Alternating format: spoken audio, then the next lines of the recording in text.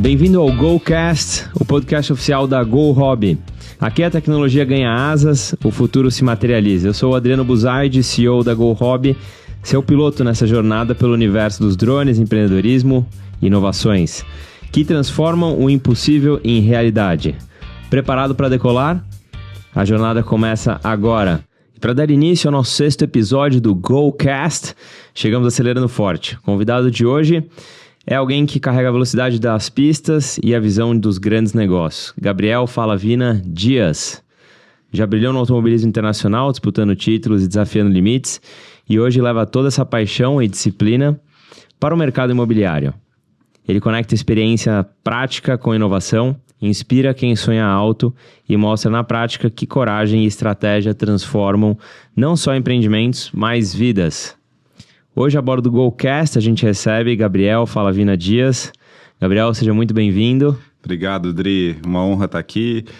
Você, além de ser um empresário que eu admiro muito, é um amigo de longa data. Então, é uma delícia estar aqui com você e espero que o papo seja muito bom. Pô, com certeza. Eu acho que o pessoal vai aprender muito com você. Acho que você tem bastante conteúdo aí para compartilhar com quem está nos assistindo, o pessoal que está escutando a gente. E começa falando um pouco pra gente, antes de a gente falar de automobilismo e de histórias aí boas para contar, fala um pouco de empreendedorismo. Como que foi a sua trajetória depois que você voltou da Inglaterra, puramente empreendendo aqui no Brasil? Legal. É uma pergunta rara, assim, de escutar e acho que é legal falar sobre isso. A quebra, a gente, para quem não sabe, a gente teve uma carreira no automobilismo, né? E a gente competiu um contra o outro, inclusive, né, na Europa, foi muito bacana, e essa quebra é um negócio que você faz, eu fazia desde os 5 anos automobilismo, então essa quebra de decidir parar e mudar a rota é um desafio, assim, você sempre que teve um drive, que era, na nossa época era uma meta de ir para a Fórmula 1, de repente você para e fala, putz, e agora, né, o que vai ser? E eu voltei, eu ingressei em Engenharia Civil na UFPR, que era um curso que eu já tinha, eu tinha minha vaga lá, que era um plano B, e meio sem saber o que fazer, e eu acabei, enfim, tateando uma coisa ou outra, eu comecei a construir, na época, Minha Casa Minha Vida, e... Depois de se formar em engenheiro? Me formando. No caminho, E até antes disso a gente teve, né, eu participei um pouquinho da Go Hobby, né, mas assim, não tinha nenhuma vocação para aquilo, não era um negócio para mim, né, eu acabei encontrando minha paixão no mercado imobiliário e acabei caindo no que eu faço hoje, que eu sou absolutamente obcecado, que é incorporação, transformar cidades através de projetos inovadores. Então, foi um shift importante que acabou me trazendo para a Altima, que é o meu grande sonho hoje.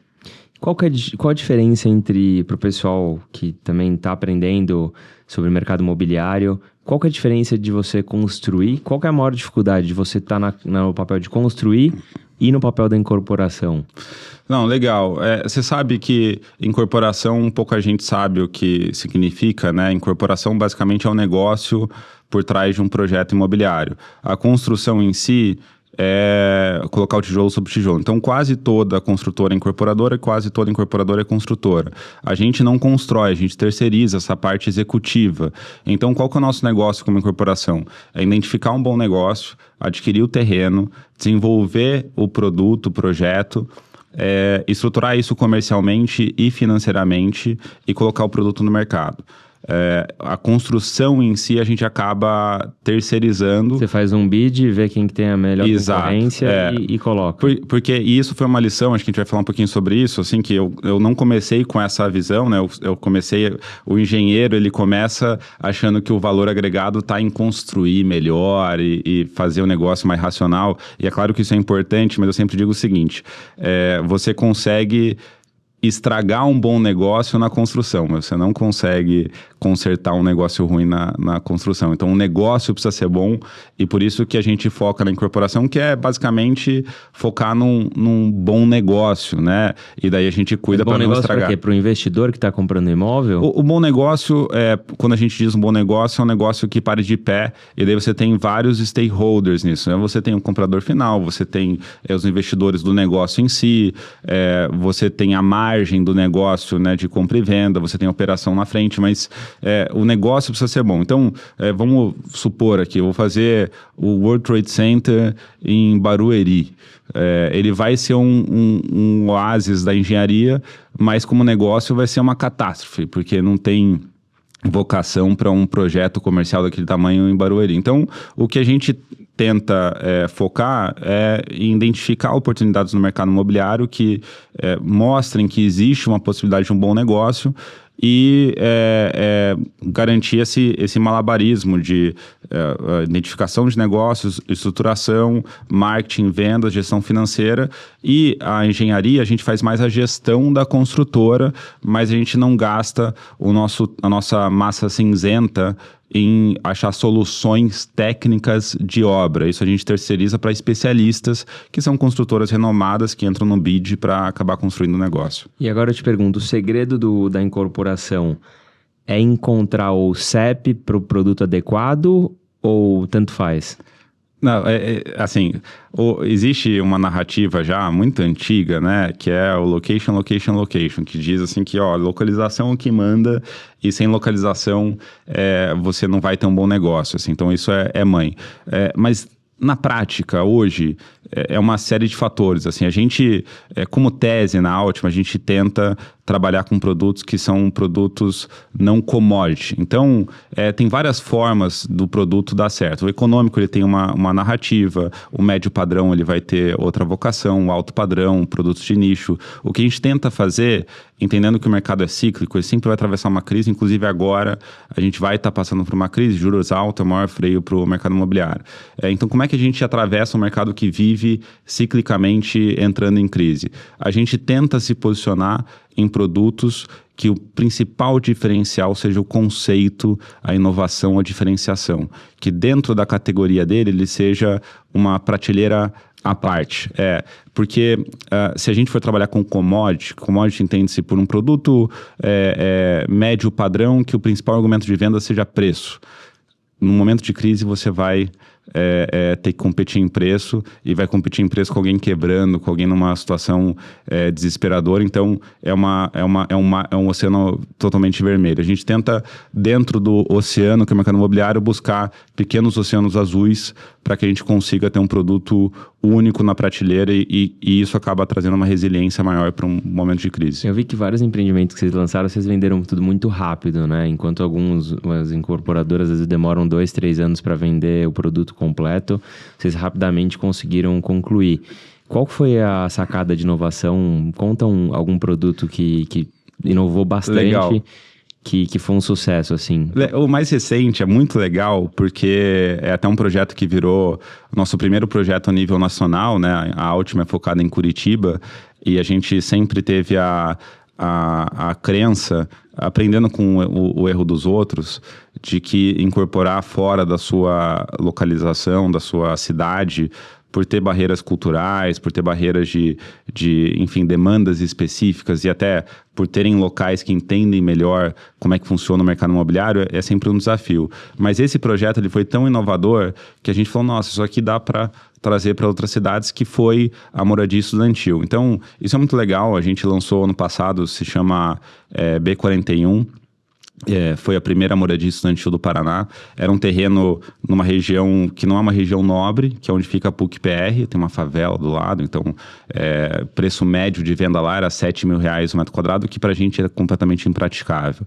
Mas a gente olhou para algo que ninguém estava olhando no mercado, que era um produto extremamente vocacionado para estudantes, trazendo aquele conceito que é muito comum na Europa, nos Estados Unidos, e que aqui no Brasil você tem duas grandes marcas que atuam nesse segmento de moradia estudantil, mas que são patrimonialistas, não colocam esse produto à venda. Então a gente replicou esse modelo, adaptou para o modelo curitibano e trouxe a primeira moradia estudantil comercializada à venda do Brasil, e foi um sucesso. A gente lançou 200 unidades, vendeu em um dia. E As 200? As 200. Num preço, eu falei o preço médio de 7 mil. Na região, a gente vendeu a 16. Tá. E ainda sendo um bom negócio para quem comprou, porque tem uma renda... É todo um conceito, você está alugando... Todo mundo que comprou para renda passiva? 100%. 100% para renda passiva? 100%. Porque o estudante não tem dinheiro e o pai do estudante... O estudante vai ficar lá... 3 anos, 5 anos, então não faria sentido. Todo mundo compra visando uma renda passiva. O Brasil tem muito essa cultura do tijolo, né, de investimento, ainda mais o pessoal mais velho, que já teve problema de congelamento de poupança. Então a gente tem muito essa cultura de, Selic está pagando alto, mas putz, tijolo é tijolo. E eu falo para os meus amigos, falo para minha esposa, falo, o tijolo é bom que a gente não torra, né? Então fica lá e passa 10 anos, você olha... Eu penso igualzinho. A gente olha a matrícula e você fala, caramba, não existe... Adriano, e um desafio para quem está assistindo, pega uma matrícula do apartamento dos seus pais, do seu avô, do que você comprou, pega lá a matrícula, ela mostra todas as transações, pega há 10, 15 anos e olha o preço que foi transacionado e compara com qualquer outro investimento. É bizarro o que valoriza e valoriza de uma maneira passiva. Então, investimento imobiliário, ele tem dois ganhos. Um ganho é o ganho do ativo, que é essa valorização que a gente está falando, que o imóvel ele tende a se valorizar. Vai ter momentos que vai ser acima da inflação, vai ter momentos que vai ser igual, vai ter momentos que vai ser abaixo, normal. Mas ele vai ter uma curva numa jornada constante. De 20 anos, vai ter uma curva constante. E daí você tem o dividendo, então é como se fosse uma ação. A ação ela tá lá, ela vai valorizar, que é o valor do ativo ou não, mas assim, no longo ela vai. Não existe assim 30 anos deflacionais, isso não existe em lugar nenhum no mundo.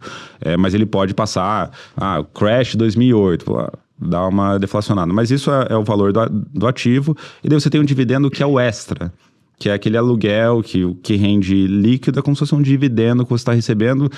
Em teoria, como você está lastreado na inflação, aquele ativo está se valorizando com o tempo, o dividendo ele é um a mais. Então, o que muita gente faz erroneamente é comparar o dividendo, que é aquele aluguel, com uma renda fixa, que a renda fixa está compondo um valor real e a inflação. Então, hoje a Selic é 15%, você tem uma inflação a 6%, você está ganhando 9% de juros real.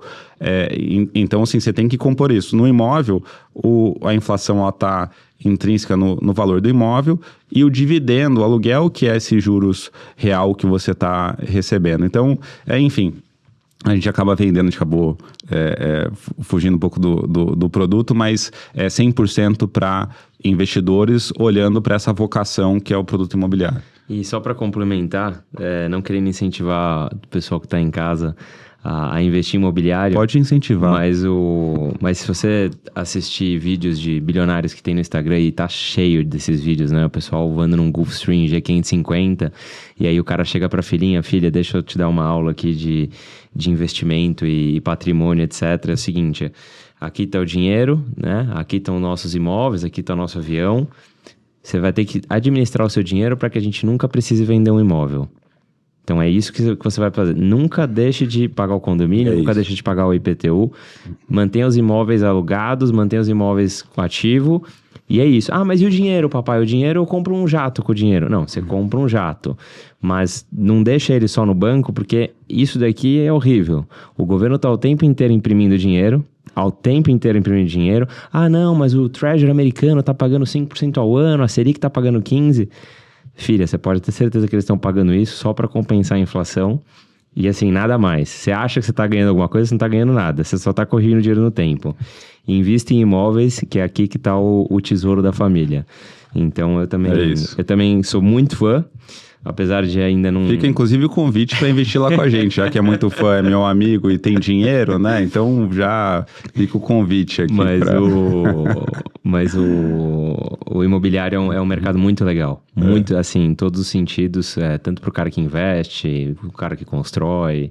É um mercado muito bacana. E eu acho que, assim, deixar dinheiro em banco é legal. Mas deixe o mínimo possível para resolver a parte financeira da sua vida, ter um pequeno colchão. e o resto na parte imobiliária eu acho que é o que vai acabar vingando no longo prazo. E como você falou, o aluguel pode ser que ele não vença a taxa Selic, pode ser que não vença, mas a taxa Selic está corrigindo o risco Brasil, o risco da moeda e todos os riscos de inflação. E é um investimento de longo prazo. Então, assim, o imóvel, ele não é um ativo que você vai trabalhar que nem você trabalha com uma liquidez de um investimento numa renda fixa. Ah, desceu a taxa Selic, então vende todos os imóveis. Agora subiu, o compra dos imóveis, subiu a taxa Selic, vende tudo. Não é assim que funciona, né? Você está fazendo um investimento de longo prazo e aquela segurança. Então, assim, não existe patrimônio familiar que não tenha uma composição robusta de tijolo. Então, assim, é aprender com os outros. Assim, as grandes fortunas têm muito tijolo e tem um motivo para isso. Traz segurança para a família, é algo que você consegue gerir, que você não consegue torrar. Então, acaba que a gente sempre vai ter esse mercado. Maravilha, Dias. Bom, vamos voltar um pouco para automobilismo. Quando você estava lá na Europa, correndo e tal, né, com chance de chegar na Fórmula 1... Bom, a temporada que a gente correu junto em 2010, você pega lá os pilotos que estavam, sei lá, por exemplo, Jean-Eric Vergne, 2 vezes campeão de Fórmula E, James Calado, campeão da 24 Horas de Le Mans na categoria principal de Hybrid Supercar, enfim, todos os pilotos que correram naquele ano, que foi um ano realmente muito forte. E aí você tá lá cotado para entrar na Fórmula 1, conversando com as equipes, fazendo reunião e tal, e aí você fala, cara... vou abandonar isso daqui porque eu tô perdendo tempo, talvez não chegue. Cara, o risco não tá compensando o investimento. Como que foi para você trabalhar a parte mental e conseguir virar a chave e fazer outra coisa? Não, legal. Acho que tem várias lições aqui. Começando assim pelo o que virou minha chave para sair de lá, né? Para acabar abrindo mão dessa carreira de automobilismo, que sempre foi minha vida até então. Então, enquanto eu me conhecia por gente, imagina, desde os 5 anos, o meu negócio foi automobilismo. Você, de repente, com 20 e poucos, abrir mão disso é um shift, né? Você fala, cara, vai mudar o que eu sou, né? Porque minha vida inteira foi isso. E hoje se fala muito de psicologia no esporte, mas na época era muito incomum a gente ter psicólogos, um acompanhamento, um cuidado com isso. E eu lembro que, essencialmente, assim, para mim isso é muito consolidado. O que aconteceu? Eu tive uma carreira de kart, você lembra, que foi muito boa, né? Então, assim, eu saí... Quantos títulos de brasileiro? De brasileiro foram 2, mas foram 7 vices, assim, foi uma carreira muito bem sucedida de kart. E assim, só para lembrar a turma que tá nos assistindo, nessa época, ganhar um título de brasileiro era muito difícil. Por quê? Tinham poucas categorias, tá? Diferente de hoje, que você tem... você ganha 3 campeonatos. Sei lá quantos tipos de motor existem para colocar em cima de um kart hoje em dia, tipo de combustível, alugado, sem ser alugado próprio. Tem milhares de categorias. Naquela época, pra você ganhar um brasileiro, o negócio, assim, ok que hoje ganhar um brasileiro é super importante, mas naquela época era realmente algo a mais. Então, assim, o Adriano me provocou para ter lições. Aqui vem uma lição legal, que é o seguinte: eu saí do kart com uma expectativa muito alta.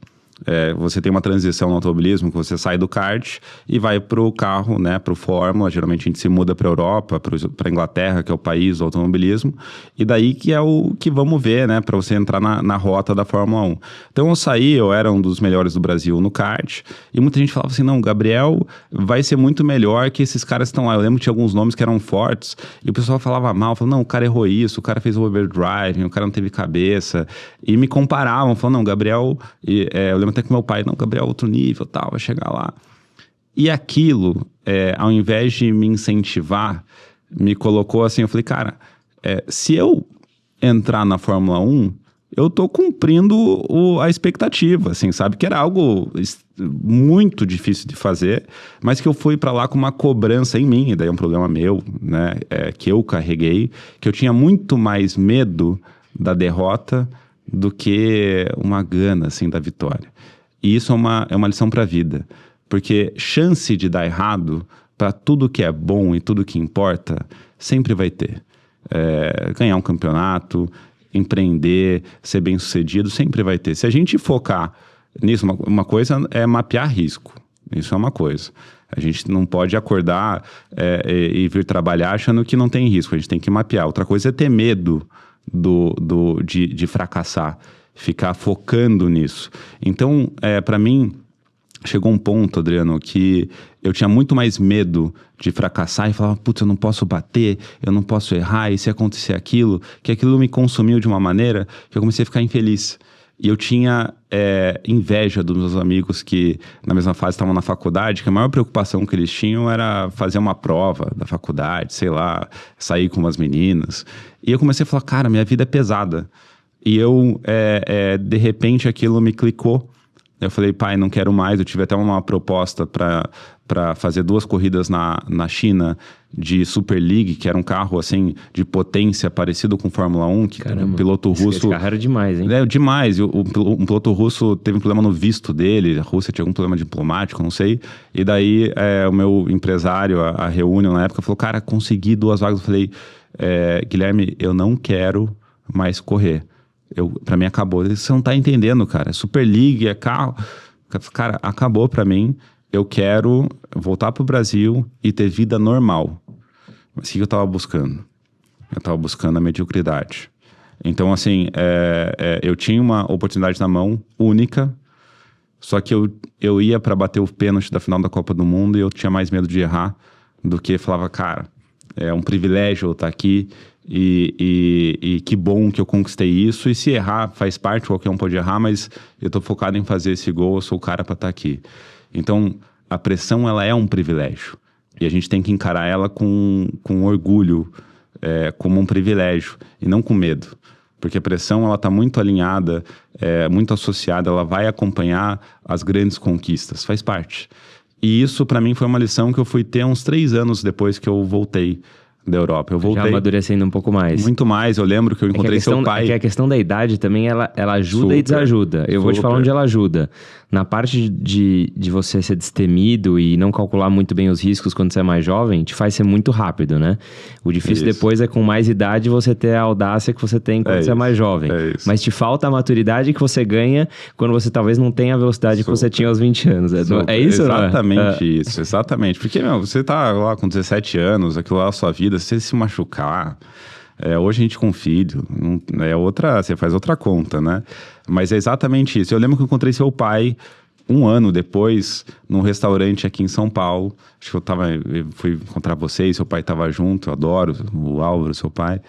E ele pegou e falou, Dias, tu me chama de Dias, né, no automobilismo. Dias, você tá mais leve, cara. Dá pra ver seu semblante, assim, você tirou um peso das costas. E eu tava mais leve. Só que eu também estava fugindo de uma grande responsabilidade, que era a pressão de estar num esporte de alto nível, com uma missão ali de passar por aquele funil, que é um funil muito duro, e eu, enfim, não estava com a cabeça no lugar certo, não tinha aprendido essa lição que hoje eu tenho, que é, cara, a gente quer atingir muito. Nós dois aqui, a gente se conhece, a gente tem ambição, né? A gente não entra num jogo para ser mais um. A gente entra para ser obcecado, para mudar o jogo, para ser referência. E a gente vai se enfiar nos negócios que vai ter pressão. É coisa grande, é mudar o jogo. Se a gente não souber conviver com isso, a gente vai ser infeliz e não vai conseguir fazer o nosso trabalho bem feito, não vai extrair o nosso potencial. Então, eu acabei mais tarde associando a 3 lições. E daí, 3 lições que mudaram a minha vida. Primeira? São 3 constantes, na verdade, da vida que a gente tem que aprender a ser amigo. A primeira é problema para resolver. Só vai mudar o tamanho, mas sempre vai ter problema para resolver. Sempre vai ter. Às vezes vai ser... se você não tiver nada na sua vida, vai ser porque você acha que está doente, porque você está de mau humor, porque, sei lá, brigou com um amigo, problemas menores. Se você está querendo ser presidente dos Estados Unidos, vão ser problemas gigantescos, né? Se você quer ser o melhor da seleção brasileira, vão ser problemas, vai ser um pênalti na final da Copa do Mundo, meu amigo, mas porque você conquistou aquilo. Então, assim, problema para resolver Sempre vai ter, é uma constante. O que muda é o tamanho. A gente tem que ser amigo dos problemas, em vez de ter medo deles, olhar e falar, cara, eu sou o cara para estar aqui, eu tenho um privilégio, baita problema, mas sou um baita cara, um baita empresário, estou preparado para isso e eu vou encarar de frente, de peito aberto. Eu já tive medo de abrir e-mail, mas, cara, tá errado. A gente tá lá naquela posição porque a gente conquistou. Então, tem que aprender a ser amigo dos problemas. Eles vão estar lá toda hora. Tenho certeza que você tem seus problemas. Eu tenho certeza que todo mundo que nos escuta tem seus problemas. Todo mundo tem problema. A lição é não procrastine seus problemas, né? E encare os seus problemas. Não tenha medo deles. Isso é uma constante. Então, eles vão estar com você até o resto da sua vida. Só vão mudar a proporção. Às vezes vai ser saúde, vai ser outra coisa. Mas vão estar lá. Então, cara... É a vida. Tem que aprender a conviver com os problemas. E se forem grandes, é porque geralmente você conquistou eles, né? Então, que bom que você é preparado para enfrentar e tem que ter a cabeça certa para encarar os grandes problemas. Então, aprender a ser amigo e não ter medo dos problemas. Essa é a primeira grande lição, que é a primeira grande constante, né? A segunda grande constante, e é fácil confundir ela, é... incerteza em relação ao futuro. Incerteza em relação ao futuro não quer dizer que você não vai se preparar, não quer dizer que você não vai mapear os riscos, mas quer dizer que tem coisas que você não tem controle. E sempre vai ter. É uma proposta que você mandou que você não tem mais controle, porque ela já foi, vai voltar daqui a um mês. Para quem está no vestibular, você fez a prova, você não sabe qual vai ser o resultado, você tem que esperar. Quando você está, enfim, começando um relacionamento, se a pessoa vai gostar... Cara, você sempre vai ter incerteza em relação ao que vai vir no futuro. O que a gente pode controlar é o agora. Então, se a gente não conseguir conviver com um mundo que a gente não controla tudo e o futuro tem coisas que são incertas, a gente vai ser também infeliz, porque vai ser uma constante, vai carregar pra gente, isso vai ser carregado conosco a vida inteira. Eu já tive muito problema com incerteza em relação ao futuro, tinha medo dos cenários que poderiam acontecer, mas o medo, ele não te ajuda, ele te atrapalha. Então, o que a gente precisa fazer é olhar de maneira pragmática quais são os cenários, né, no âmbito profissional, por exemplo, quais são os riscos do que eu estou fazendo, o que pode acontecer, o que pode dar errado, uma análise SWOT, e entender o que eu posso fazer que está ao meu controle. O que não está, meu irmão, daí não é mais com a gente, né? Então, aprender a conviver com isso, que é uma segunda constante. Isso tudo eu não inventei, tá? Eu copiei. Já digo de onde eu tirei. É uma constante que a gente precisa ter. E o terceiro é hard work, trabalho duro. Isso traz significado para perfis como os nossos, que a gente é obcecado, né? Que a gente quer, que pra gente significa. A gente não veio para fazer qualquer coisa. A gente veio para fazer diferença e a gente está emocionalmente ligado ao que a gente está construindo. Então, trabalho duro é outra coisa que a gente tem que aprender a conviver. Para nós, eu sei, para você também, vira um prazer e faz parte da vida, né? Isso vai ser uma constante. Se a gente para, se a gente larga, daqui a pouco a gente não tem mais sentido na nossa vida. Então, a gente está construindo algo, isso traz significado para nós, traz resultado, a gente impacta pessoas. Então, trabalho duro é a terceira constante. Essas três eu convivo, eu tenho que ficar relembrando de tempo em tempo, mas mudaram minha vida. Caramba, que legal. O mais difícil dessa terceira do hard work é conseguir imprimir um ritmo forte, hard work, dispensar bastante horas de trabalho e ao mesmo tempo conseguir ainda ter um pouquinho de tempo para saúde, fitness. Nem fala, cara. Família, amigos e etc. Sobra pouca hora para dormir, né? Que é também super importante, faz parte. Não, e ainda mais quando você fala de criança, assim, não volta, né? Você fala qualquer um. Eu tô com 2 filhas, né? Você também agora vai estar com dois também. E o tempo, todo mundo que você conversa também deve estar passando por isso, todo mundo fala, cara, passa rápido. Então, aproveita, né? Não se arrependa de não estar vivendo esses momentos. E uma coisa, assim, que hoje é a minha conclusão é que vale muito mais a qualidade do tempo do que a quantidade. Porque, de fato, a gente vai ter menos disponibilidade do que outros perfis de vida. Isso é um fato, são escolhas. e te conhecendo, eu tô quase virando entrevista aqui, né, o entrevistador, mas te conhecendo eu sei que você tem um perfil parecido com o meu, a gente é obcecado, então é difícil, a gente não vai... mas no momento que a gente está com a família, eu acho que faz muita diferença a gente conseguir deixar o celular do lado, focar, escutar. Nós temos TDAH fortíssimo, né? Então a gente fica ali naquele modus alfa, pensando no negócio, num problema para resolver, mas nisso a vida vai passando.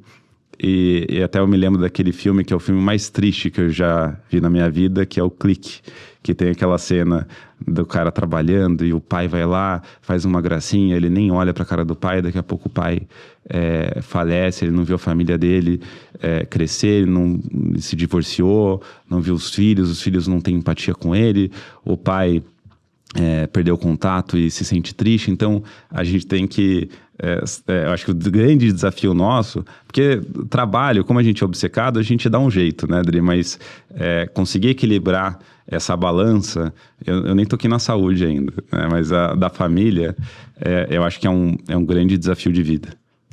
Eu concordo contigo, eu tenho um combinado em casa, muito desse combinado veio do livro dos Hábitos Atômicos, um livro que eu recomendo também para quem não leu.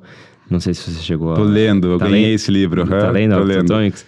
E eu falo com minha esposa, tipo, sei lá, a gente almoça todo dia junto, graças a Deus a minha casa é grudada com o escritório praticamente. E, enfim, jantamos juntos, tomamos café da manhã às vezes juntos, etc.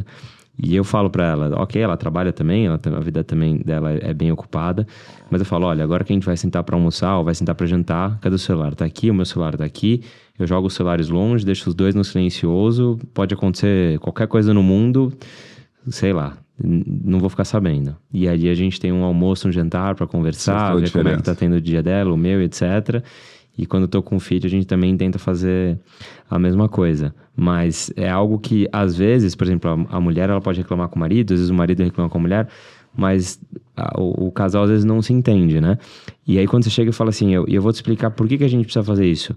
E precisa fazer sempre, para criar um hábito. Porque a partir do momento que você cria um hábito bom de toda a refeição é praticamente sagrado, é como se fosse religioso. A gente não faz um almoço e a gente não faz um jantar enquanto estiver no celular.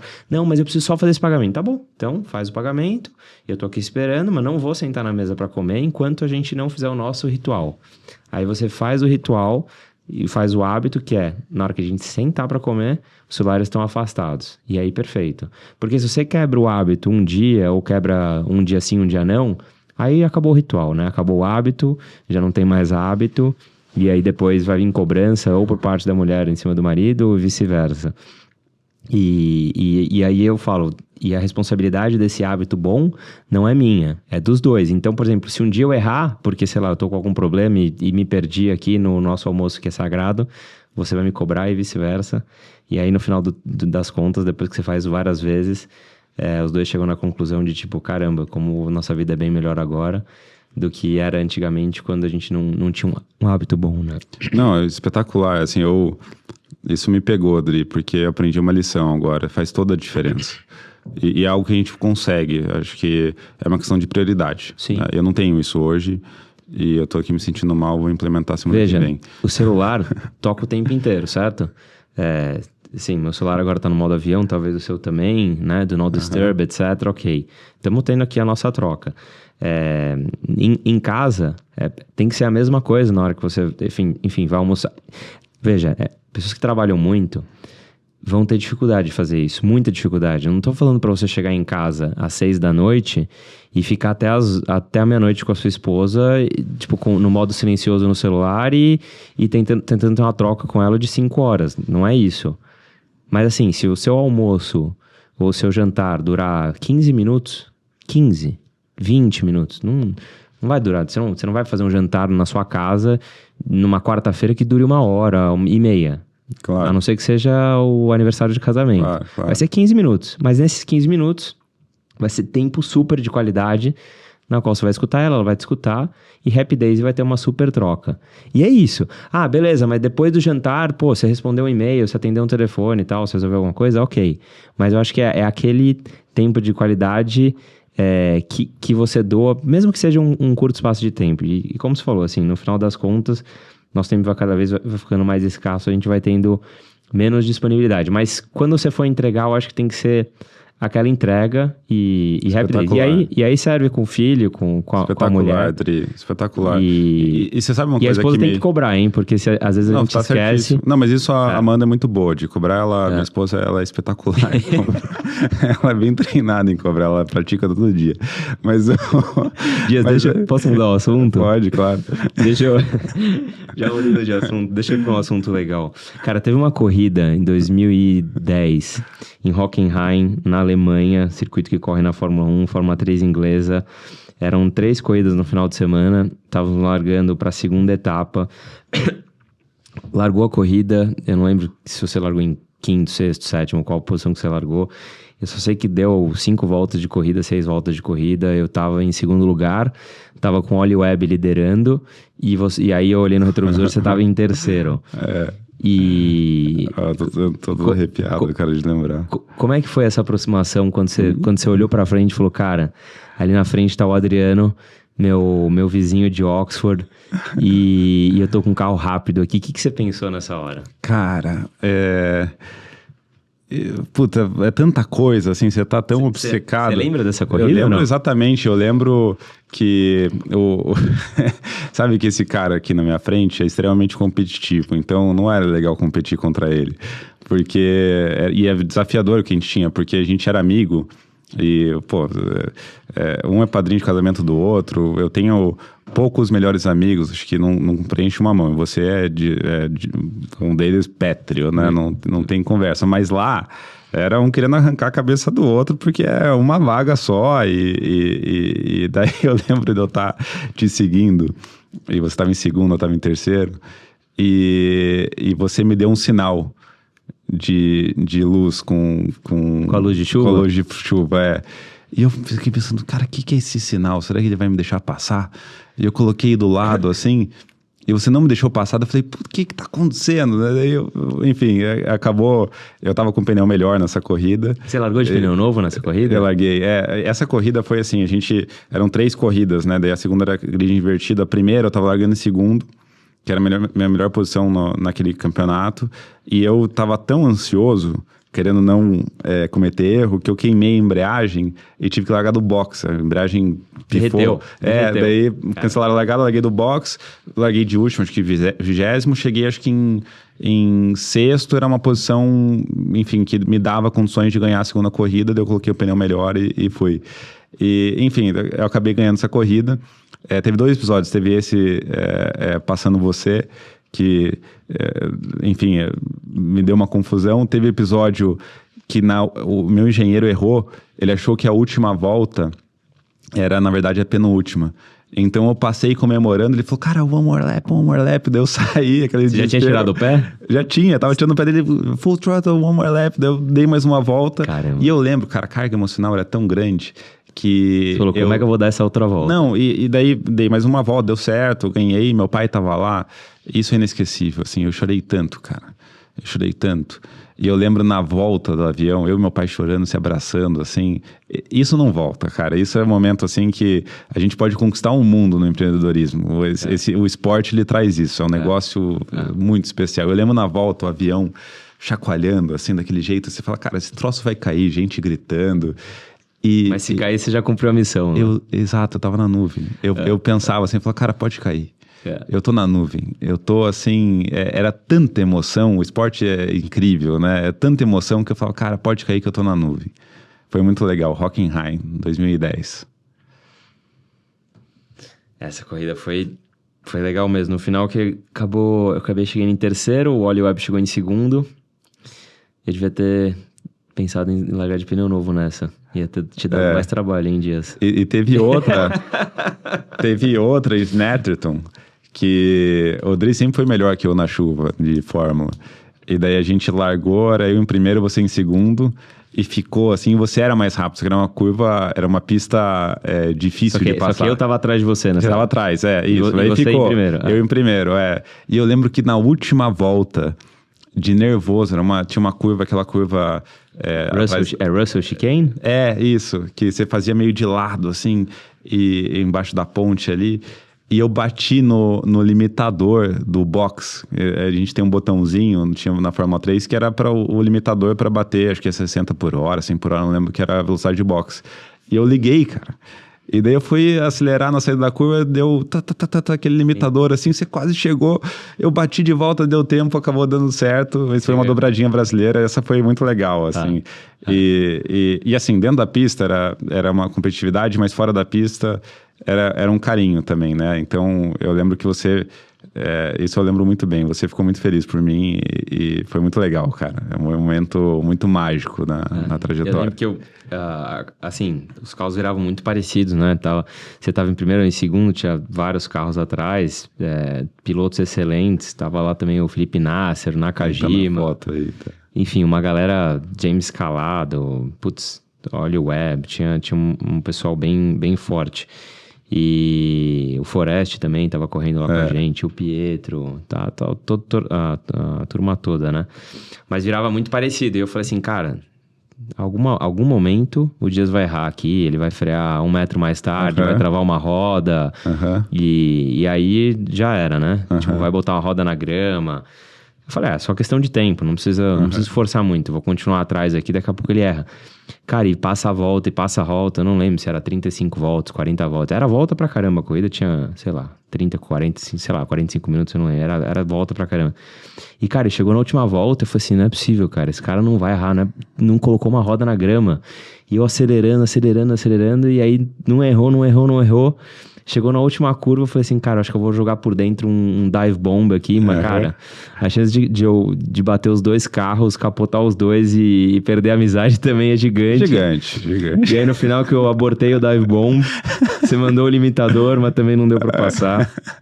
Mas eu acho que deu muito trabalho lá pra galera daquele ano, foi um ano muito especial. E, Dias, vamos voltar pra Minha Casa Minha Vida. O que você aprendeu em construir Minha Casa Minha Vida? Qual foi o aprendizado? Pro cara que vai investir, vale a pena o investimento? Não vale? Caixa econômica? Conta pra gente. Então, assim, a gente não é especialista, eu fiz isso por um tempo, né? Foi seu primeiro business? Foi o primeiro. Por que você pensou em Minha Casa Minha Vida? Porque na época tava muito em alta, então era governo, acho que era Dilma 1, e tava ainda muito em alta. Você tinha, assim, um negócio que você tinha muito mais demanda do que oferta, então era meio certo fazer. Eu peguei a região metropolitana de Curitiba, construí condomínio lá, e o meu sonho, assim, meu projeto de carreira era o seguinte, era construir Minha Casa Minha Vida nessa região metropolitana, porque era Piraquara, depois ir para Pinhais, que é uma região metropolitana um pouco melhor, assim, já tá mais bacana. Depois ir para um bairro ruim de Curitiba, e um dia, quem sabe, talvez, fazer o que a gente faz hoje. E nessa rota, eu decidi dar um upgrade, sair de fazer casa para fazer prédio. Eu comprei um terreno e... Prédio, tipo Minha Casa Minha Vida. Prédio Minha Casa Minha Vida, isso, né? Indo lá em Piraquara. E daí eu comprei um terreno, projeto, vai, volta, não sei o quê. Você ia construir. Exato, na época eu era construtor e eu era muito executor, assim. Então, hoje as construtoras, elas terceirizam muito, chamam especialistas. Tem um cara que faz estrutura para a cidade inteira, tem um cara que faz hidráulica para a cidade inteira. Então, você não precisa ser muito mais um gestor do que um executor, enfim, em si. E daí eu era ainda executor, e eu não sabia como é que eu ia fazer a fundação. Um detalhe técnico que, enfim, bobagem, mas eu não sabia. E eu comecei aquilo que me deixou inseguro. Eu falei, putz, eu preciso descobrir como é que faz. Só que hoje... Na época não tinha ChatGPT. Não tinha, nossa, ChatGPT, meu Deus, E assim, até sem chat, se eu tivesse um pouco mais de experiência, eu saberia que era só chamar um especialista para fazer aquilo ali, enfim, normal. Mas eu comecei a falar com gente mais velha e falei, puta, o que eu faço? E o pessoal falou assim, olha, como que você não sabe? Entra numa empresa consolidada, bacana, aprende e volta a fazer.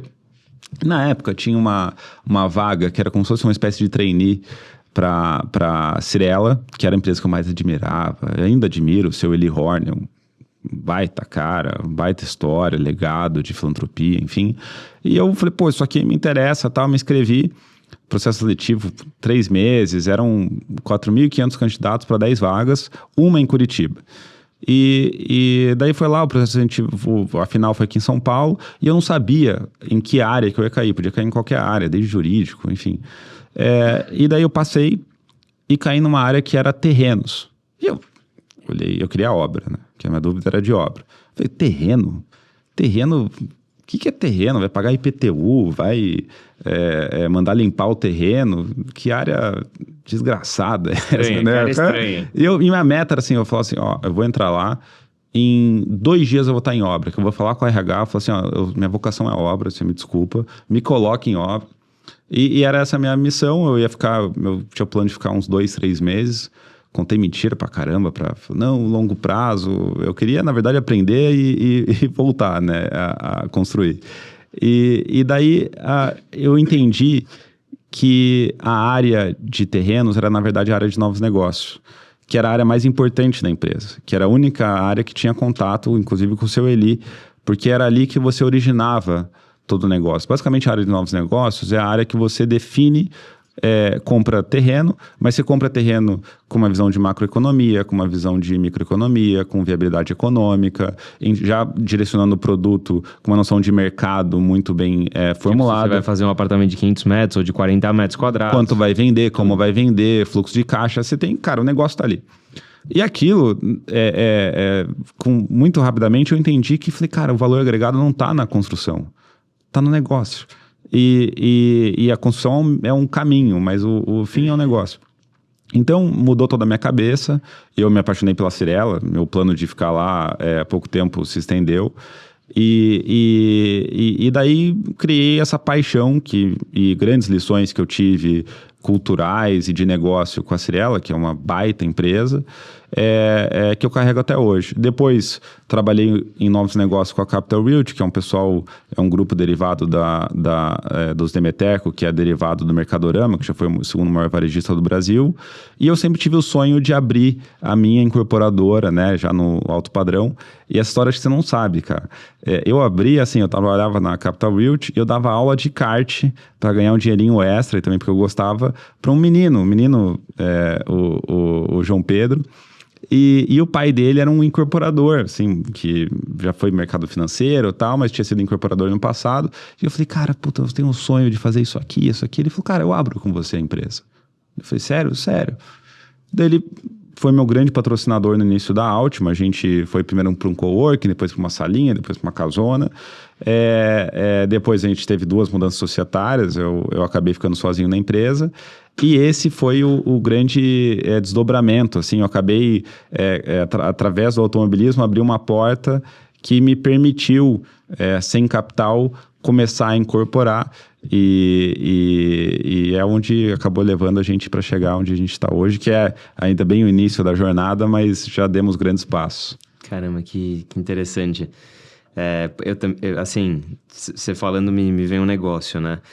Sempre quando eu conheço uma pessoa nova, ou sei lá, enfim, às vezes entre amigos, cara, eu sempre presto muita atenção, porque eu nunca acho que alguém aparece na nossa vida meio que por acaso, sabe? Eu acho que cada pessoa que aparece na nossa vida tem uma missão determinada, seja de longo prazo a vida toda, ou seja uma missão específica, e Deus vai te colocando essas pessoas de acordo com as portas que você precisa ir abrindo. Então tem que ficar muito atento às pessoas que vão aparecendo, porque sim, tem diversos anjos que vão nos ajudando no decorrer da vida, né? É isso aí, nada é por acaso. E às vezes não faz sentido naquele momento, mas é muito comum, assim, os pontos vão se conectando. E é muito legal, assim, essas relações. Naquele caso, era um carinho que eu tinha pro filho dele, que tenho ainda, com o João Pedro. E ele acabou, enfim, virou uma jornada de empreendedorismo muito bacana. Tive com ele essa semana, o José, que foi esse meu sócio. E é muito bacana, assim, é legal ver. E ele deve ficar feliz pra caramba pelo crescimento da empresa. Assim, eu sou fã dele, ele é meu fã. Legal. E é muito legal, assim, são mágicas essas coisas, porque são roteiros que você não consegue desenhar, né? Você vai acabar vendo no tranco, no caminho, como é que... Eu acho que, assim, as antenas têm que estar ligadas, de você estar... E isso que a paixão, quando a gente está obcecado, acaba trazendo. Você vai vendo o cenário, vai lendo as oportunidades. Eu lembro você, por exemplo, no início da Go Hobby, você já conectou, daí a pouco você estava vendendo na FINAC, eu falei, cara, como é que ele fez isso? Eram 2 guri que não tinha, sabe, não tinha nada, e daí, puta, você foi lá, negociou, sabe, coisas que às vezes grandes indústrias não vão conseguir negociar, mas porque estava com a antena ligada, era um negócio sua vida. E eu acho que de novo, não dá para roteirizar isso. É muito de você estar ali buscando oportunidades e quando aparece, né, com sangue nos olhos. Com certeza. E bom, falando ainda de incorporação, qual que é a dica para um cara que precisa comprar um terreno, um cara que está querendo começar a incorporar? Compra o terreno, chega lá, qual que é o custo? Esse terreno é 10 milhões, toma o Pix, 10 milhões, passa o terreno e incorpora, ou chega no cara e fala, vamos incorporar junto, eu te dou 1 metro quadrado aqui, sim, acredita no projeto, olha só. Sim. Aí você já começa a desenhar um projeto para convencer o cara, antes mesmo de saber se o cara vai te vender. Legal. Qual que é a mágica? É legal. Assim, pode contar isso? Não tem, assim, veja... A gente aprende muito mais compartilhando do que escondendo o jogo. Então, assim, eu não tem caixa preta. Tudo que eu sei, eu falo. E eu ajudo muita gente que está começando, assim, porque vem falar, amigos, às vezes, pessoal... tem um amigo que fez faculdade comigo, que está começando lá em Santa Catarina. Estou sempre trocando figurinha, dizendo que eu acho que eu posso contribuir. Também não sou dono da razão, né? Mas incorporação é um negócio que precisa de caixa. Então, começando pelo terreno, você precisa de um terreno para incorporar. O seu primeiro grande desafio é conseguir uma permuta, que é chamar o proprietário do terreno de parceiro no negócio e falar, cara, eu não vou te pagar aqui em dinheiro, mas eu vou te pagar ou em unidades ou com os recebíveis das vendas dessas unidades. Depois você ainda precisa de um capital para exposição de caixa, etc. E quando você está começando, eu acho que o primeiro grande desafio é você ter um projeto entregue, que aquilo vai te dar lastro para fazer outras coisas. Então, assim, não é o momento de você ganhar dinheiro, é o momento de você viabilizar e começar a criar o seu histórico. Então, assim, você chama investidor e fala, cara, o retorno vai ser seu, vou trabalhar por uma taxa aqui que vai ser meu salário, porque eu quero ter uma obra entregue, o resultado vai ser esse aqui. Lógico que o negócio, a parte financeira é muito importante ser bem organizada, então os custos estarem organizados, você entender qual que é a sua concorrência, se você tem uma margem de negócio boa. O negócio imobiliário ele tem muitos riscos jurídicos com vendedores, construtivos. Então, assim, a margem precisa sustentar isso, não pode ser uma margem pequena. E buscando investidor, trazendo uma oportunidade dele, em vez de comprar o final do ciclo, que é quando você já tem um valor agregado, mas entrar no custo e só subsidiando uma taxa de administração, eu acho que é o caminho para quem está querendo entrar sem capital, né? Mas assim, eu acho que sempre um passo de cada vez. Incorporação é um negócio que é fácil dar errado, então você lida com muito dinheiro, com muitos riscos, então você sempre vai aprendendo. A gente na Altima está aprendendo todo dia, então é uma jornada ainda crescente de aprendizado. Não se enfiar onde você não conhece, com riscos muito grandes. Você vai se enfiar onde não conhece, se enfia pequeno, testa, se der errado, tem que ser algo que não mate você, para que você tenha fôlego para fazer mais. Não, maravilha. Bom, queria te perguntar mais uma coisa. Eu na Go Hobby já passei momentos lá atrás, 2016, 2019, que às vezes chega uma carta por correio que você abre e você fala assim, caramba, essa carta aqui tá colocando em vida o risco da minha companhia, enfim. E aí você fica meio balançado, você fala assim, cara, como que eu vou sair dessa situação? Tipo, essa situação me colocou em xeque, não estou preparado para isso, ou não tenho ainda uma estratégia para resolver isso. Você já teve alguma situação na empresa que, sei lá, vendeu por um preço de metro quadrado errado, o engenheiro calculou a margem, calculou errado, depois você... Não sei, alguma coisa que você olhou e falou assim, cara, ferrou. Tipo, vamos ter um descasamento de caixa aqui, só Jesus para salvar esse negócio.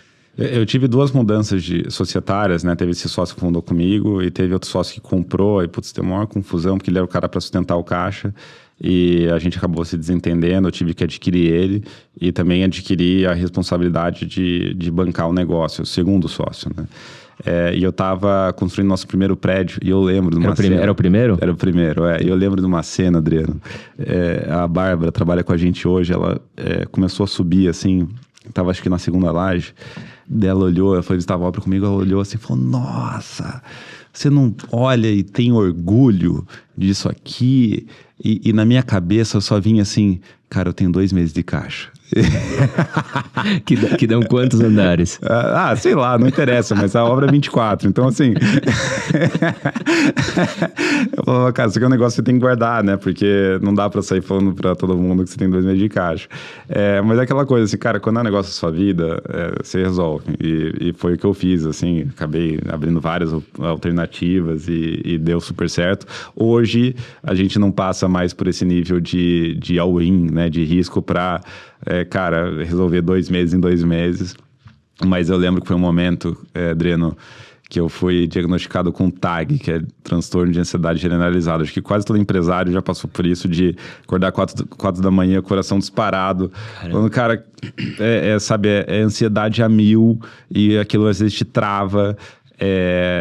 Mas assim... É o que é, volta para aquelas lições iniciais, que é problema para resolver, incerteza em relação ao futuro e hard work. Cara, do que dá para fazer, enfrentar e seguir em frente. É lógico, de novo, a gente hoje não está mais disposto a correr aquele nível de risco, mas me pegou, cara. Me pegou, assim, foi um momento duro, mas assim, eu podia ter deixado aquilo me consumir e você tem que abrir o peito e lutar. Não adianta. É o único caminho, né? Para vencer, o único caminho é enfrentar a batalha. Como que você fez para gerar mais caixa depois? Eu fui roadshow, maletinha, rodada. Eu lembro que eu acabei tendo 2 deals na frente. Um que ia me matar, que era, na época, isso foi 2020, a gente fechou um deal com um fundo de uma proposta, né? De IGPM mais 12%, 14%, não lembro. E GPM, antes de dar aquela escalada, que GPM bateu 30%, assim, cara, não ia pagar aquela dívida. E o histórico GPM era 6%, então assim, não dava para mapear. E dentro de casa, eu tinha um investidor que eu fui falar... olha que engraçado, eu fui oferecer para ele parte desse deal, torcendo para ele não pegar, porque... ia consumir um pouco do dinheiro que estava captando, né? Mas falamos, como questão de honra, né? Eu tô te oferecendo. Ele falou, não, cara. E se eu te emprestar, você não topa? Te emprestou numa taxa bem mais razoável e resolveu dentro de casa. Que era um investidor externo ali que a gente tinha. Mas foi assim, só que assim, se não fosse aquilo, eu sei que ia ser outro, é o jeito, a gente tá, problema sempre vai ter, então a gente tem que estar atento e com saúde e com a cabeça certa para acordar de manhã sem ter medo das cartas e resolver, porque com as pessoas certas, pode vir a carta que vier, a gente tem que estar preparado e, enfim... as coisas também podem dar errado, isso faz parte da vida. A gente não pode ter ansiedade e medo em relação a isso. Maravilha, maravilha. Acho que é isso aí. Para o empreendedor que às vezes está começando, saiba que, sim, inevitavelmente vai chegar um dia que vai acontecer alguma coisa parecida. Inevitável. Mas você vai agradecer porque cria uma armadura depois no nosso corpo invisível, né? A gente está aqui de camisa, enfim... às vezes externo e tal, mas a armadura, a casca que fica por fora, invisível, depois que você passa por problemas como esse, é o que te dá a tranquilidade e as boas noites de sono que você vai ter lá na frente. É isso. Eu escutei alguém falando, não sei, acho que foi o Flávio Augusto, eu achei muito legal que ele falou que assim, chega uma fase da vida, no início você foge dos problemas, depois você aprende a conviver e tem uma hora que você começa a buscar o desconforto, porque você sabe que aquilo te faz crescer. Toda vez que vem uma porrada, óbvio que é uma porrada, dói, mas você vai sair mais forte. Então assim, a gente aprender a olhar, entender que faz parte da vida, que a gente vai sair mais forte, aquilo faz parte da jornada. Eu desejo pro meu irmão mais novo, para minhas filhas, muita porrada, porque aquilo vai fazer eles virarem mais fortes. Então, na hora que a gente começa a olhar para isso, fica até mais gostoso e a gente também aprende a olhar com curiosidade para falar assim, putz, o que eu posso fazer diferente? Então, onde é que tá a casca que eu posso colocar na minha armadura aqui para ser mais forte, mais resiliente para as próximas porradas? Cara, e é real, é como se você tivesse que ter gratidão também pelos big problems É que isso, aparecem. é Que isso. aparecem, né? É isso. Às vezes o advogado me liga, Adriano, eu sinto muito, eu entendo a situação que você está passando. Não, tá tudo certo. É A isso, situação cara. tá maravilhosa, É tá isso. quentinho aqui. É isso, é isso, é isso. Tá tranquilo. Só mais um dia. Mas às vezes o advogado fica preocupado, né? Ele fala, puta, meu cliente deve tá mal agora e tal. Mas no final das contas é só mais... É isso. Só mais um tique pra você... É isso. Pra você ticar ali nos notes. No final, que bom, coisa cara, porque na próxima você vai estar mais preparado. É isso aí, é isso aí. Bom, continuando, você costuma dizer que empreender é acordar e enfrentar os problemas de peito aberto. Bom, você já falou de um... Esse que você contou foi um dos maiores problemas que você já teve? Ou você teve algum outro problema maior que você teve que resolver dias? Cara, acho que esse momento, essa fase da minha vida foi um momento assim também que não era só essa questão, esse desafio. Foi um momento pessoal meu, que daí eu fui buscar muita ajuda. Tem essas 3 lições, é engraçado, e eu poderia falar de maneira romântica, de onde eu aprendi elas, mas elas são um combinado de tudo que eu aprendi na vida e resumido numa série, num filme que é espetacular, que chama O Método Stutz, que é um ator, aquele ator que fez... o Lobo de Wall Street, o mais gordinho. Sei. Esse cara entrou em depressão e ele... É verdade. Ele fez um documentário depois. É, né? Isso, mas na verdade é um filme meio documentário. Com ele, com o terapeuta dele, que ele traz as grandes lições. Quer dizer, um astro de Hollywood que ganhou tudo, fama, dinheiro, tudo, e entrou em deprê depois. Né? E é muito comum, cara. Você pega a Simone Biles, muito semelhante. O que aconteceu? Óbvio que outras proporções, né? Ela é muito boa. Eu era bem mais ou menos no automobilismo, mas ela ganhou tudo num ano. Chegou no próximas Olimpíadas, ela tinha... Se ela ganhasse tudo, ela ia cumprir a expectativa. Cara, ela travou. Ela pegou as malas e falou, turma, tchau, tô indo embora, ninguém me liga. E você fala, cara, tá aqui. E daí tem também um documentário dela espetacular, que mostra a volta dela. Mas é tudo, cara, aqui. E a vida é assim, cara. A gente vai ter... Então, assim, meu grande drama, Adriano, não foi especificamente da empresa. Foi com quem estava por trás da empresa, que era eu. Aprender a lidar com o dia a dia daquilo, aprender a lidar com quão dura você carregar nas costas. Porque você pode ter 300 funcionários mais competentes possíveis, mas cai no seu ombro no final do dia. Se der errado... não sei se você já viu o Ike Batista falando sobre o que sobrou de tudo. Ele falou, cara, nada. Ninguém veio dar tapa nas costas, todo mundo virou as costas e foi embora. Então é no seu. E isso pesa. Cara, e o fundador de uma empresa, ele tem um cargo que é interessante, né? Porque você começa fundador e você é fundador para sempre. A empresa pode ser vendida, você continua sendo fundador, né? Mas conforme ela vai crescendo, seu cargo não muda, né? Você tem o mesmo cargo, você continua fundador, CEO da companhia, isso, etc. Só que a cada ano, a cada mês, a cada etapa, você tem que ir se transformando para se adaptar com uma hora com 2 funcionários, o que te trouxe até aqui não vai ser o que vai te levar até lá. Exatamente. Você tem que se transformar completamente. Você sai, às vezes, de um cara que sabe de produto para um cara que tem que saber de gestão, para um cara que tem que saber de estratégia, vai mudando completamente. Tipo, aquilo que te ajudou no começo, que, sei lá, às vezes era vender, bater na porta do cliente, levar a maletinha e tal, gel pra trás, boa tarde, apresentar o cartão de visita. E tem muito fundador que não vira essa chave. E daí, às vezes, profissionaliza a empresa, coloca alguém melhor, às vezes acontece isso. A luta é essa. Tem uma, não sei se fala fábula, mas eu não sei se estou sobre a espada de Damocles. É muito legal. Conta aí. A espada de Damocles é um conto que fala assim que tinha esse rei Damocles que todo mundo olhava e invejava o cara. Que ele olhava e falava, nossa, mas ele tem todo mundo servindo uva na boca dele, tudo que ele quer, todo mundo respeita, o que ele manda é feito. E daí, um dia, um desses servos teve a oportunidade de sentar na poltrona dele. E viver essa vida do Damocles, que era a vida do rei, de toda a responsabilidade e tal. E daí ele sentou lá e estava adorando, fruta na boca, todo mundo atendendo, servindo ele. E o Damocles chegou para ele e falou, cara, olha para cima. E na hora que ele olhou para cima, tinha uma espada assim, gigante, afiadíssima, presa por um fiozinho, um fio de cabelo no teto, que ela podia cair a qualquer momento na cabeça dele. E Damocles disse, cara, com o poder vem a responsabilidade. E se der alguma coisa errada, cara, na sua cabeça. E daí o servo já não quis mais estar lá. Então, assim, acho que isso que muita gente não entende de empreender.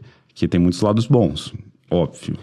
Mas, cara, esse peso, se você não souber lidar com ele, de ter uma espada que se der algum problema é a sua cabeça que vai pro saco, que muita gente não está disposta a conviver. E acho que eu tive que aprender a conviver com isso, porque por muito tempo eu estava assim, olhando para a espada e não conseguia agir, sabe? Com medo dela cair na minha cabeça. Foi uma transição na minha vida e hoje eu estou muito mais tranquilo, sabe? Mas é difícil, acho que é um passo que todo empreendedor invariavelmente vai ter que dar em algum momento de crise, um momento de dificuldade, que ele vai ter que enfrentar e aprender a conviver com os desafios. Eu concordo contigo e espero que o pessoal que esteja em casa aí escutando, que os incentive a empreender. Precisamos de mais empreendedores no mundo, mais pessoas para resolverem problemas que nunca foram resolvidos, criarem soluções que não existem, porque é isso que faz o nosso mundo melhor, né? E queria te perguntar, Dias, na verdade te lembrar de um voo que a gente acabou fazendo de Cirrus, eu acho que foi 2019, eu tirei a carteira de avião comecinho de 2018, em março de 2018, eu acho que em fevereiro de 2019 a gente foi passar um carnaval no Uruguai, e aí eu te fiz o convite para você ir junto com a gente, né, um Cirrus de 4 lugares, e enfim, fomos para lá, céu azul e tal. Você lembra dessa viagem? Não, inesquecível. Não sei se pelos motivos certos, mas inesquecível.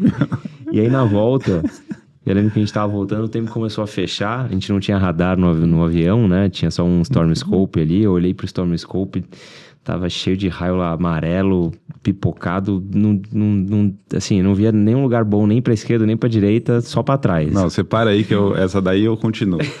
Basicamente é o seguinte, tava com esse sujeito aqui, primeira viagem de avião minha e da minha esposa, já era a volta, né, do Uruguai. Eu falei, não, confio no Adriano, tá, um cara muito sistemático.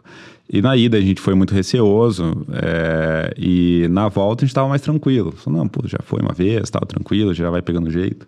E tava eu e ela dormindo, e ela tem pavor de avião, e eu não gosto de avião pequeno, mas tamo lá. E daí o Dri, e eu confio no piloto, né? O Dri vira assim, eu tô quase dormindo, ele fala, Dias. Eu falo, Dri. Você tirou a máscara, né? Que você já tava com aquela máscara de olho ali, já quase capotada. Né? Eu falo, Dri, tá vendo ali, tá fechando o tempo ali, tô olhando aqui no radar, isso aqui é meio complicado. Tá vendo lá, ó, tá mais ou menos, tá melhor, só que eu acho que essa nuvem tá indo pra lá. Você acha que é melhor a gente ir por ali ou por ali? Adriano... a primeira coisa, eu não sei. Começa por aí. Não sei, não tenho ideia, não posso opinar sobre isso. A segunda coisa é que você tem que saber. Você não pode perguntar pra mim isso, cara. Pelo amor daí, assim, aquele conforto que a gente tava já virou um desespero e acabou dando certo. Depois ainda a tela apagou e lembra que não conseguia deu umas panes aí. Deu umas panes. Foi assim, vou dizer que foi um sufoco, mas não foi confortável, cara. Então, inesquecível. Eu conto muito essa história. Eu acho que hoje você não faria mais aquilo, né? De perguntar o que eu achava. Mas não foi legal. Eu acho que assim, a gente pergunta porque realmente tava ruim pra esquerda e pra direita, né? Mas é que nem você tá numa mesa de cirurgia, o médico falou, cara, o que você acha aqui? Eu corto essa artéria ou você tá lá na mesa? Mas às vezes o médico te dá a opção, né? Você tem lá uma doença grave, ele fala, cara, a gente pode fazer cirurgia, pode tomar um remédio e continuar tentando viver mais uns anos, e ele te deixa pra você escolher. Eu praticamente fui o bom médico que deixou a decisão na sua mão. Por quê? Porque todas as decisões não eram boas. A melhor decisão era pousar e esperar a meteorologia melhorar. E aí no final que a gente acabou pousando, acho que em Pelotas, abastecemos ali, aí acho que melhorou um pouquinho o tempo e a gente conseguiu ir visual até São Paulo, primeiro Paranaguá, né? Depois São Paulo. Mas no final que a meteorologia estava bem ruim na volta. E 2019, acho que fevereiro de 2019, eu ainda não voava por instrumentos. Então a aeronave voava por instrumentos, mas eu, como piloto, não voava. Então eu não podia entrar dentro de nuvem, ainda mais CB sem radar, né? Sim. Aí ia ser o estrago do estrago. Então, eu queria mais a sua opinião, porque se a gente entrasse num lugar ruim ali de meteorologia, e você começasse a reclamar ou começasse a ficar com muito medo, eu poderia falar, não, Gabriel, você que acabou escolhendo vir por esse caminho, eu te dei a opção da esquerda e da direita, e você acabou escolhendo esse, então eu te deixei totalmente nas suas mãos essa decisão. Mas esses são os sabores de voar numa aviação menor. Obviamente que conforme você vai subindo de classe de avião, aviões maiores enfrentam climas um pouco mais pesados, ou pelo menos passam por eles mais rapidamente, ou passam por eles de níveis de voo mais alto, na qual a meteorologia ruim fica embaixo e você está lá 45 mil pés, 41 mil pés, 49 mil pés, seja lá qual altitude que você esteja voando.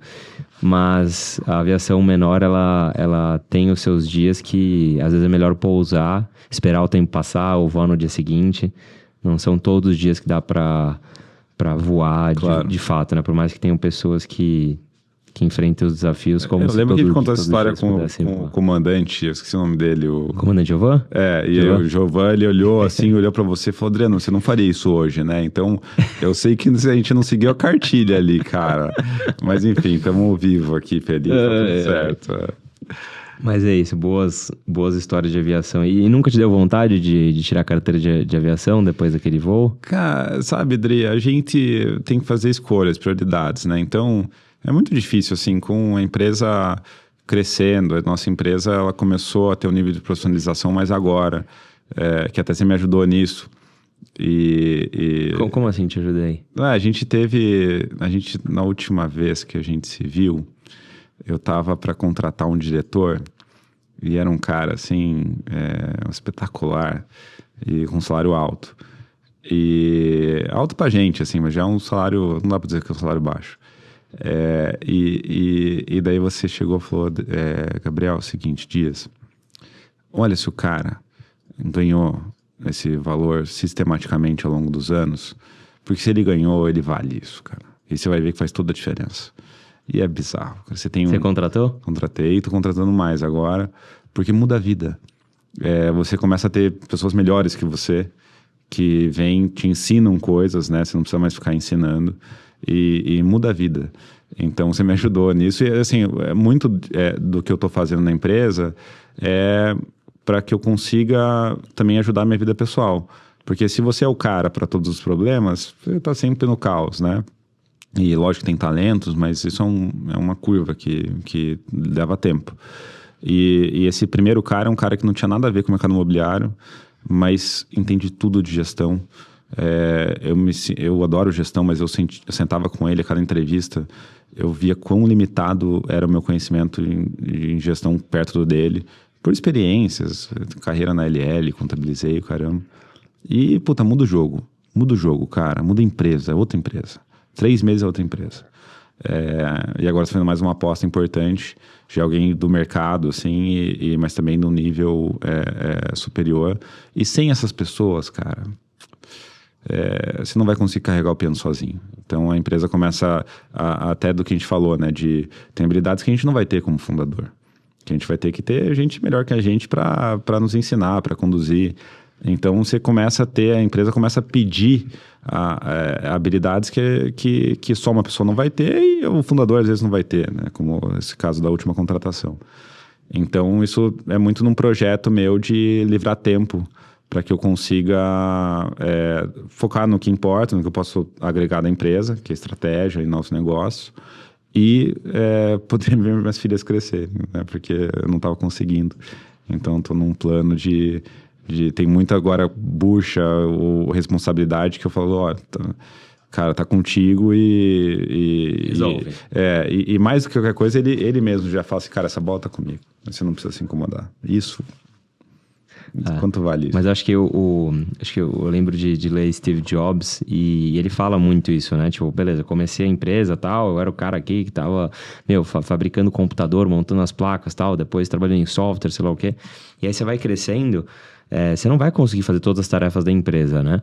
E aí cabe ao fundador identificar e ser real com ele mesmo e falar, cara, deixa eu pegar o que eu sou melhor para esse estágio da companhia. Então, para esse estágio da companhia, eu sou melhor aqui. Então, eu vou dar mais foco aqui, o resto eu vou contratar pessoas boas. E um dos grandes trabalhos de um bom fundador, um bom CEO, não somente ter um cheiro para contratar as pessoas certas. Então, por exemplo, sei lá, tá entrando alguém super importante no meu time, aí a pessoa passou as etapas lá do RH, entrevistas, etc., estudos de casa, beleza, aí vamos falar que é uma pessoa que vai trabalhar diretamente comigo, aí eu vou lá para uma entrevista, você em 30 minutos de conversa, em 1 hora de conversa, tentar pegar se realmente aquela pessoa é a pessoa certa, né? Através de feeling, perguntas estratégicas, etc. E aí, você coloca essa pessoa para dentro, se a pessoa for a pessoa acertada, ela vai ajudar a levar a companhia para cima, vai ser bom para todos os colaboradores, bom para a empresa também. Isso é extremamente importante. E também defender os seus colaboradores, né? Porque, por exemplo, sei lá, hoje a minha empresa, cara, é assediada pelo mercado inteiro. Tipo, sei lá, graças a Deus, virou referência no mercado. Todas as outras empresas competidoras sonham em ter um colaborador da GoHobby. Os caras assim, contratou um colaborador da GoHobby, cara, o cara já chega aqui ensinando, mandando, fazendo, o cara é fera, o cara é isso, e aí os caras ficam o tempo inteiro assediando. E aí o meu trabalho é ficar conversando com essas empresas para negociar os tratados, né, entre países ali, né? Então eu tô na cadeira de CEO, mas também de diplomata ali, agindo como um presidente, mas como se fosse um país mesmo. Tipo, eu te ajudo aqui você não mexe, vamos assinar esse contrato. Eu participei dessa... Manda alguns e-mails, entendeu? Eu participei a sua referência, que é maravilhosa, né? Que é no e-mail do Steve Jobs, pro cara...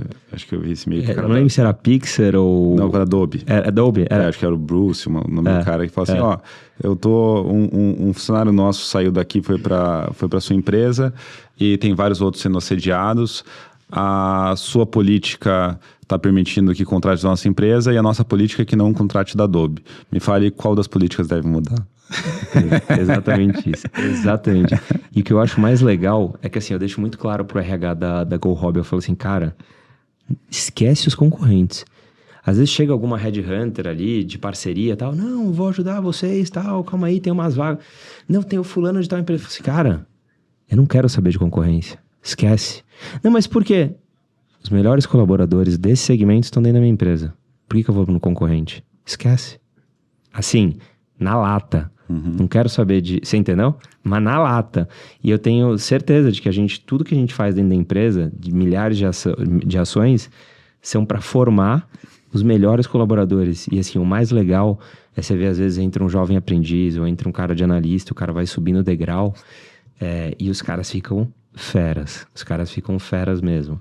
E, enfim, é isso. Como crescer, delegar melhor para os nossos colaboradores. E um cara fora da curva contamina a empresa, né? Então, assim, a média tem que ser fora da curva. Que pessoas...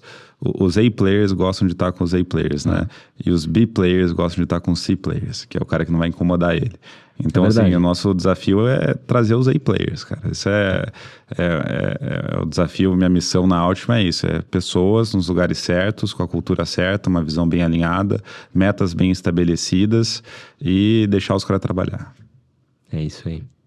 Dias, queria te agradecer do papo, do nosso podcast. Quero também deixar o microfone aberto se você quiser dar alguma dica pro empreendedor que está começando, pro cara que está cheio de ideias aí em casa. Que você daria de dica para esse cara? Fora todas as dicas que você já deu agora, tem alguma especial que está guardada que você falaria talvez para você lá atrás ou para o cara que está começando agora? Porque assim, a gente precisa de mais empreendedores no Brasil. São os caras que mudam o mundo de verdade. Qual que é essa dica? Qual que é esse aprendizado que você deixa para... Eu não me coloco no lugar de ensinar nada, mas assim, alguns aprendizados que eu acho que eu tive. A primeira questão é ver se você quer. Eu me questionei se eu queria. quando eu tive essa crise de ansiedade e quando estava no momento de desafio, cara, é esse momento que você vai falar, putz, será que eu não queria só ser um CLT ou estar numa carreira executiva bacana, que também tem formas, mas chega às 6 horas, se der problema na empresa, se muda de empresa. Então, é uma decisão de vida, porque todo mundo olha só pro lado bom, né? Mas tem um lado dark ali que você tem que aprender a conviver de empreender. E decidindo, precisa ter paixão. E às vezes não vai ser uma paixão que vai nascer, mas você se apaixonar pelo que você faz e pelo processo.